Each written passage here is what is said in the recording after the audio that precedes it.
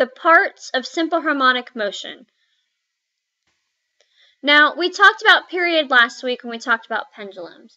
So, the definition hasn't changed. All right, the period is the amount of time to complete one full oscillation.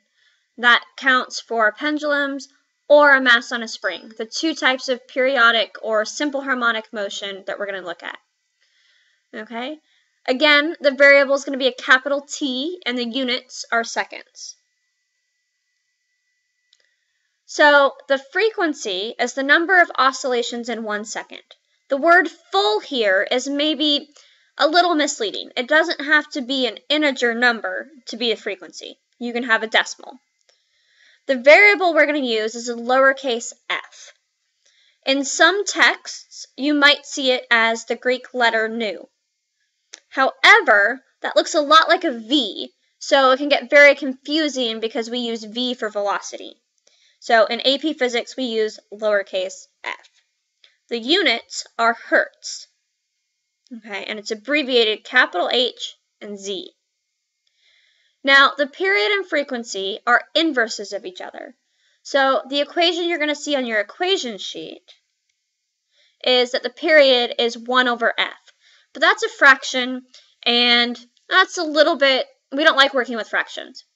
So if you remember that period times frequency equals 1, right? So take this equation, multiply both sides by f, okay? And then you have the mathematical definition of an inverse. So if you remember that as if one gets bigger, the other gets smaller. Or you can remember that to make them an inverse, they're just reciprocal. You flip the fraction. However it makes it easy for you to remember, use that.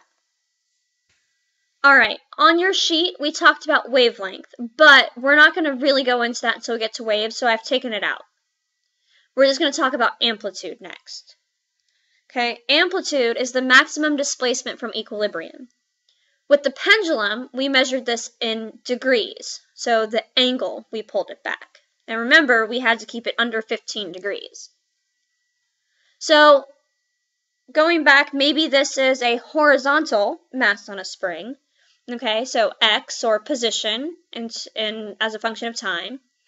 And you'll notice this graph doesn't start at the top or at the bottom, all right?